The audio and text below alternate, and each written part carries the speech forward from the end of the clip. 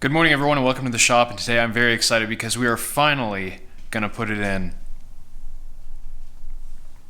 the battery. We're going to put in the battery.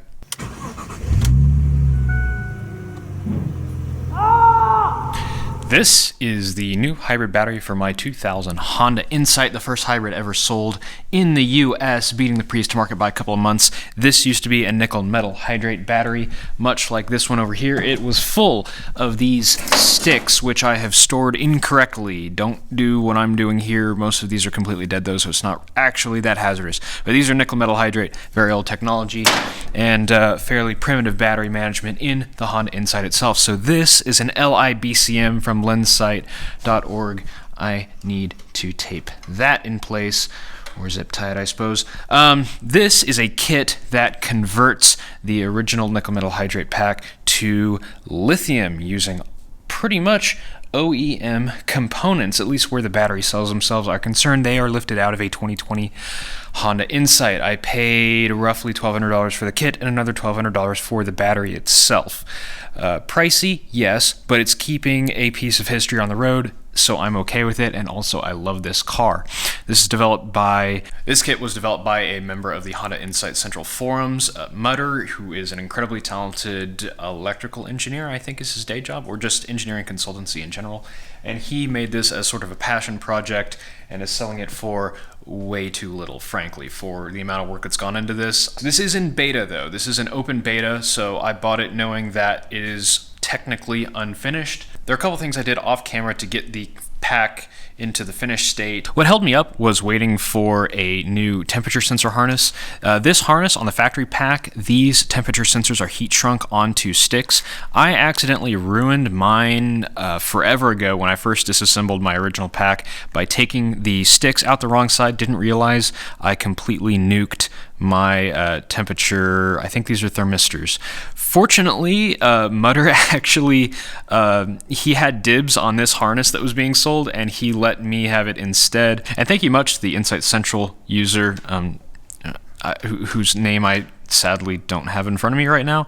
They sent me this basically for shipping. So I've got my harness installed. We had to crimp on a couple of connectors here, and this is just getting temperatures of the grid charger, intake, well, I suppose that's actually the exhaust, and intake temperatures, as well as ambient. And then I also uploaded the firmware, which was a blast from the past. I have not uploaded a firmware to an Arduino since college, so that was a ton of fun. But what this actually let me know, finally, I did not know until now whether or not the packs that I spent $1,200 on were actually good. I mean, they were out of a salvage Honda Insight that was wrecked, so presumably it ran when it was wrecked. But if we flip the pack on, we get a basic startup there, and then if I plug in the maintenance grid charger with one hand, which is a little sketchy. So what we're looking at here is the maximum and minimum voltage of all of the cells in the entire battery. This is cells within the sub pack. As you can see here on the sticker, the max allowable is 4.2 and the min allowable is 3.1. We are at 3.7 with a delta of 0.003 volts, so that is a very healthy pack. We're also at a rough state of charge of about 50%, and the overall pack voltage is 178. Spoofing 142 is, I believe, what that means. Oh wait, no, that's time. That's temperature, 4 degrees Celsius. Sorry, I keep forgetting how to read this LCD, and also I keep not keeping the camera on it. I believe that's time on. So, that is all great news. Now it's just time to put it in the car. It does sound like one of these fans is... This fan sounds like it's hitting something, so I will have to look into that. But it is time to put this into the car once I figure that out. I did do this before putting the acrylic cover on for the first time, but stuff happens, so just took an insulated handle screwdriver and kind of adjusted things so that the fan wasn't hitting anything. And of course, this is high voltage right now, so careful to not touch any of that stuff, though I think you have to touch it, and you'd have to actually create a voltage differential by touching it in 2 different places to actually get zapped, but better safe than sorry.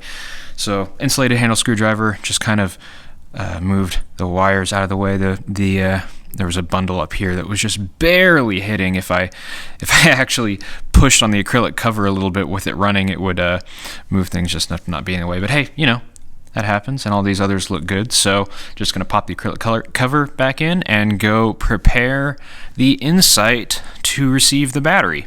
Also, it turns out John, the creator of this, has actually seen these videos, and I guess I haven't massively misrepresented his product, so that's cool. But just a reminder, these videos are primarily for entertainment purposes and just a sort of an overview of my experiences with a product that is still in beta, so don't use this as a guide. At the most, this is to help people decide if this is something they would like to do to their Insight or not. So I'm just really excited that I get to do this at all, frankly. And thank you again to the anonymous viewer that actually donated the money to make this possible. I'm still absolutely bowled over by this. There's not much chance this would get done otherwise, so okay, let's get my car back on the road. Oh, I forgot to mention, a buddy of mine locally, Jay, we picked up his Honda Insight from Denver. It had no IMA pack. The IMA pack wasn't functional whatsoever. We drove it back. He also just completed an LIBCM, and his technical level is a little bit below mine, and he had no problems with it, and he's really been enjoying it in his car, so thinks it was a pretty good value. I mean, especially with how expensive fuel-efficient car is these days, $2,400 on top of a $2,000 Insight. That's not a bad investment for a 60 mile per gallon grocery getter with a nice little 5-speed manual. I'll have to pick up on his car at some point. Gosh, it's cold out here. The Insight slumbers. Suppose it would help if I got the key. Hey, look at that, it's an IMA bay. So the short and long of what needs to happen here is that black plastic duct needs to go away, that cross brace there needs to go away, and a wire needs spliced in this harness that connects to those orange and white Anderson connectors, and then the battery can go in. I also needed to remove the Tom Mix bar, and I gotta route some cables forward. So I'm probably gonna do all that off camera because I am really racing the sunset here, and filming everything just makes it take way longer. So let's cut to when that's all done. And here's what we're left with. Anderson connectors installed on the harness, the support bar removed, that ducting removed, and I got the Tom Mix bar and stuff out. Also, I undid the center console there because we're gonna have to run some wires down. So now I have to go get the battery.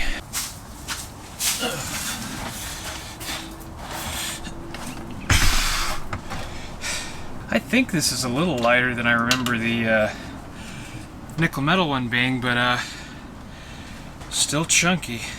Let's see here. Alright, now there's a bit of preliminary I have to do here, which is routing the grid charger where it's gonna go. So let's see if I can set this somewhere that I can make that magic happen.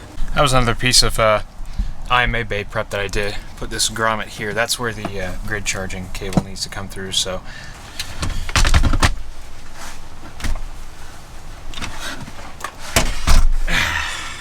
I see why people build lifts for this.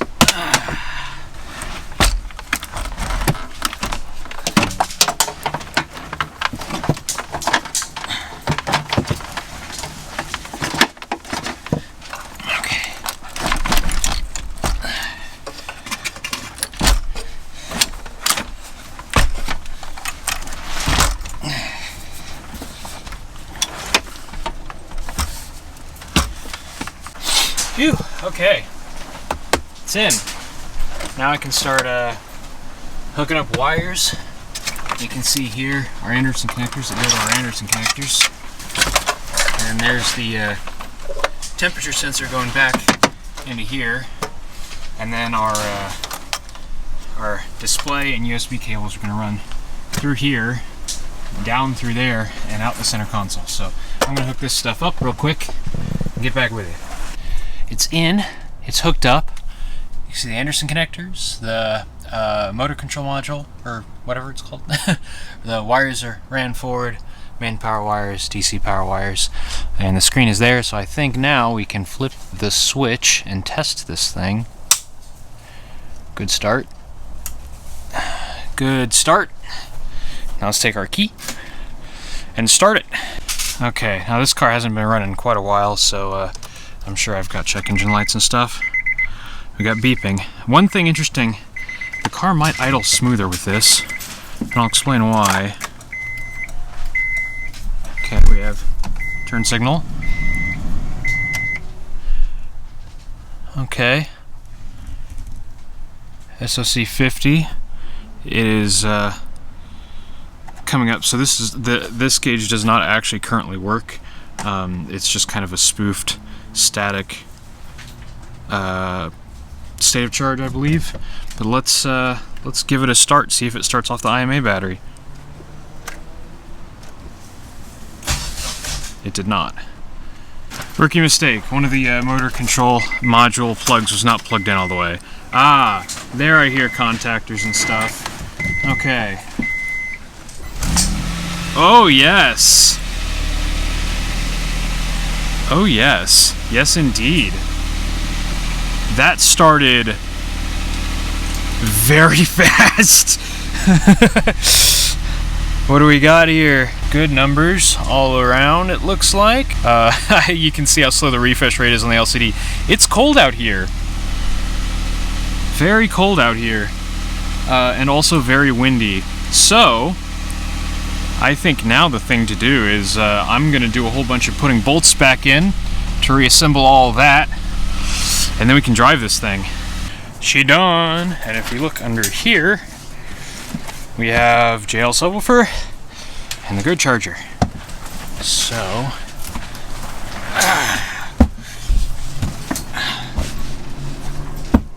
here we go. Time to go for a drive. Just gotta move that thing. This stupid thing. Alright. See if this nonsense will work for me today.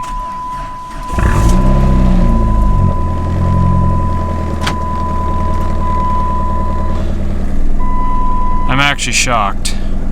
I'm shocked. This thing never starts right for me, and I'm a little upset about it because I really needed an inconvenient way to show off this new jump pack I got. It's winter in Kansas, so I came inside to film this part, but I was hoping that the battery would be dead so I could use this new thing that I got. It's a Gooloo GT4000 jump pack. Now, I've actually worked with them before last year with the GP4000, and I really liked it, and so did you guys apparently, because you bought enough of them with my affiliate link that they wanted to work with me again with their latest flagship this year. Which, pretty much the same thing, but just kind of better in every way. This thing has IP65 water and dust resistance and a cold weather preheating function. I have no idea how that works. It also has a display, which is quite fancy. And they added USB power delivery. Now, if you're wondering what that means, it means this thing can charge my laptop and my phone and my camera. And here's a video of it doing all that. And then I went outside and jump-started the PT Cruiser with it. This thing is actually quite impressive. It also can use USB PD for charging, so you can get this thing charged back up pretty quickly. They also improved the clamps quite a bit over the GP. No longer do you have the huge brick hanging off here. Just plugs right in. And away you go. Quite nifty. It also shows you how many watts are being pulled when you're charging things, how many watts it's being charged at, quite a few nice things like that. Everything here feels quite a bit more quality than the previous one. You also get a lot of features from the old one, like this 12-volt socket adapter that plugs in. You can just use arbitrary 12-volt accessories. And a car charger, which is actually really nice. It has USB power delivery on this Type-C cable, and then it has a Type-A port with a quick charge 3.0, which is super nifty. And then you get USB-C to C cable and USB-A to C cable. So, accessories, quite a lot of them. And then the ports here, of course, jump, 12 volt, and then we have the traditional USB port, 2.4 amp, a USB quick charge port, which will do 5, 9, or 12 volts, and then the USB Type-C power delivery. Also, it has the boost functionality built into here instead of on the dongle, so if your battery is completely dead and you need to tell this, hey, you are connected to a battery, it can do that and straight up start the car, and then you have a flashlight. I have no idea how that works. If you're interested in one of these for yourself, or you want a really good gift for car enthusiast or electronic enthusiast that owns a car, or someone who owns a car, or someone who's around people that owns a car, or someone who wants the world's most OP power bank to charge their phone with,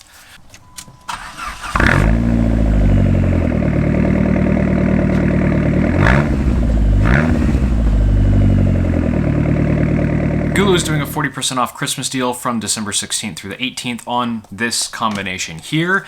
They also have a bunch of 50% off offers, which you can see at the link below.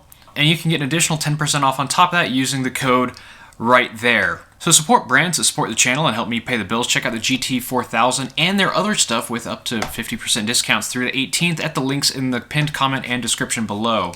For the price, I think this is an excellent jump pack and a really nice upgrade over the older GP4000. My only qualm is that instead of the hard case, you get a bag, which honestly the hard case was kind of fiddly anyway, so that's not too terrible. And it doesn't actually come with a wall charger, so you'll need to supply your own wall charger or charge it from the car. But overall, really excellent. This thing is going to live permanently in the trunk of my BMW, and I'm sure I'm going to use the heck out of this just like I did my other one. Now let's go see if my lithium swap actually worked.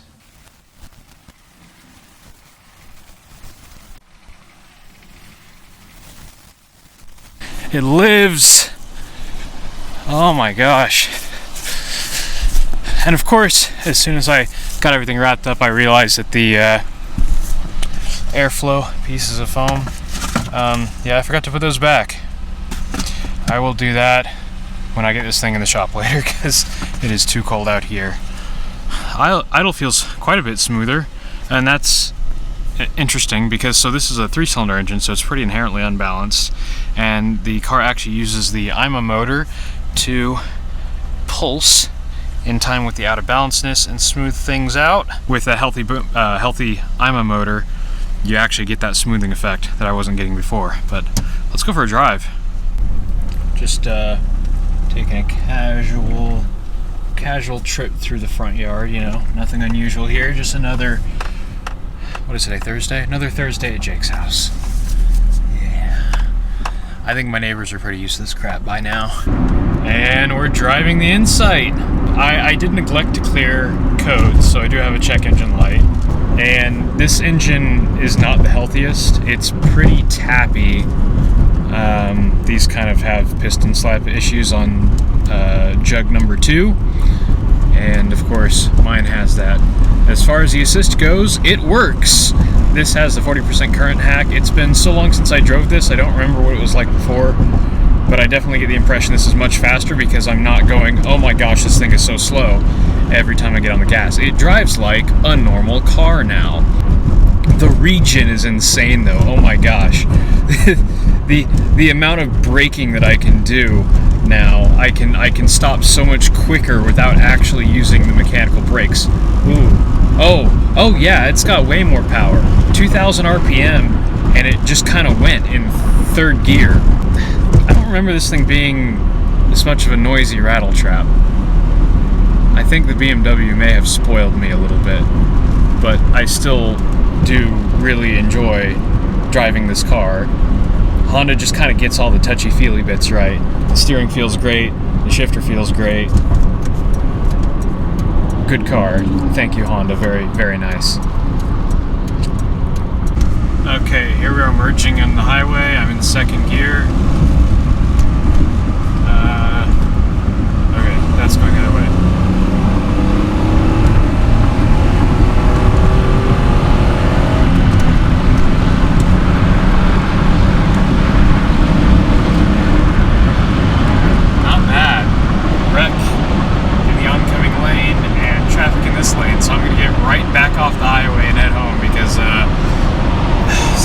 In the winter, man, I swear, it's terrible. Here's how quickly we regen.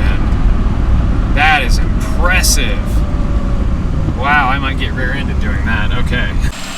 Stupid vines, I swear.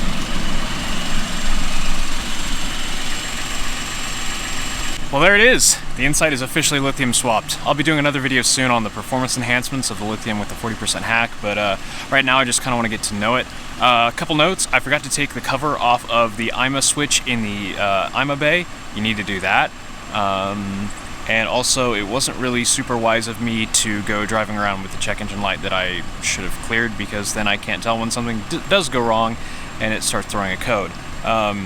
I didn't see any voltage sag on the lithium cells when supplying a full 20 kilowatts of juice, so I think everything is well there. So now I need to go ahead and plug this thing in, let it grid charge, let it balance, and then I can really drive this thing. Do some commuting in my commuter car. 60 miles a gallon on regular instead of 23 on premium with the BMW, though. I do want to find some comfier seats for this thing. At any rate, thanks for watching.